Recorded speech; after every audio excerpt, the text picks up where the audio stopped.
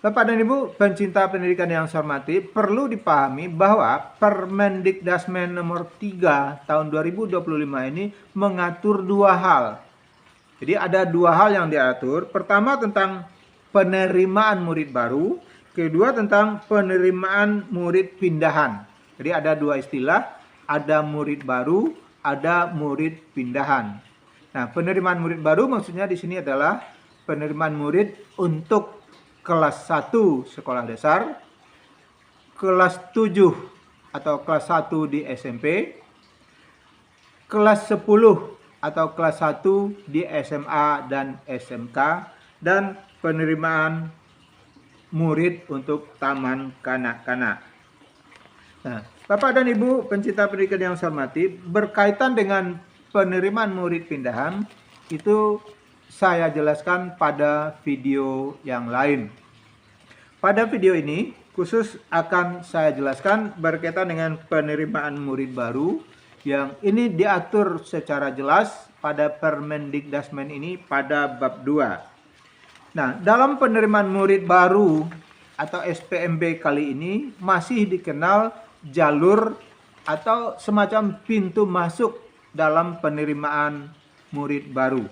Jadi hanya untuk penerimaan murid baru, tidak termasuk pada murid pindahan. Nah, sama atau mirip dengan Permendikbud nomor 1 tahun 2021, pada SPMB ini juga dikenal 4 jalur penerimaan murid baru, yaitu ada yang disebut dengan jalur domisili, kedua jalur afirmasi, ketiga jalur prestasi, dan keempat jalur mutasi. Nah, sedikit perbedaan dalam peristilahan. Kalau dalam Permendikbud nomor 1 tahun 2021 itu digunakan istilah zonasi, sehingga PPDB yang berlandaskan Permendikbud nomor 1 tahun 2021 itu lebih populer dengan sistem zonasi. Sedangkan pada Permendikdasmen nomor 3 tahun 2025 ini digunakan istilah domisili. Nah, mungkin nanti perlu dipahami apa bedanya zonasi dengan domisili. Nah, secara sederhana, kalau zonasi itu hanya tergantung kepada atau ditentukan berdasarkan jarak antara sekolah dengan alamat tempat tinggal calon peserta didik. Sedangkan domisili itu ditentukan berdasarkan kewilayahan antara sekolah dengan calon murid baru. Nah, pendekatan kewilayahan ini berbeda dengan zonasi. Kalau zonasi semata-mata diukur secara meteran mungkin, ya malah kalau PPDB dulu bisa ditentukan dengan menggunakan Google Map. Tetapi dalam domisili itu lebih ditekankan kepada kewilayahan yang ditetapkan oleh pemerintah daerah.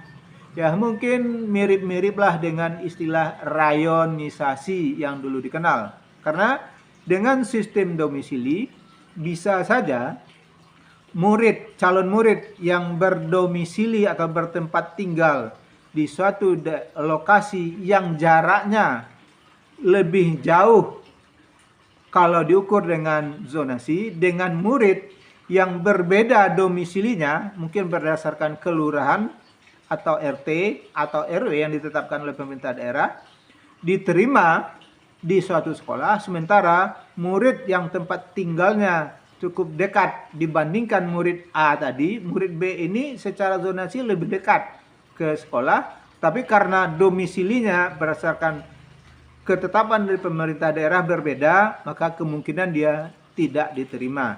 Itu sedikit penjelasan berkaitan dengan beda domisili dengan zonasi. Nah, dijelaskan lagi bahwa yang dimaksud dengan jalur domisili adalah jalur dalam penerimaan murid baru yang diperuntukkan bagi calon murid yang berdomisili di dalam wilayah penerimaan murid baru yang ditetapkan oleh pemerintah daerah. Jadi kata kuncinya di sini adalah berdomisili dalam wilayah penerimaan murid baru yang ditetapkan oleh pemerintah daerah. Jadi tidak semata-mata berdasarkan zona atau jarak antara sekolah dengan tempat tinggal calon murid. Kemudian jalur afirmasi, jalur kedua atau disebut dengan jalur afirmasi adalah jalur dalam penerimaan murid baru yang diperuntukkan bagi calon murid yang berasal dari keluarga ekonomi tidak mampu dan calon murid yang berkebutuhan khusus. Jadi khusus untuk jalur afirmasi ini diperuntukkan bagi calon murid yang berasal dari keluarga tidak mampu dan calon murid yang berkebutuhan khusus. Nah, jalur ketiga disebut dengan jalur prestasi adalah jalur dalam penerimaan murid baru yang diperuntukkan bagi calon murid yang memiliki prestasi di bidang akademik dan atau non-akademik.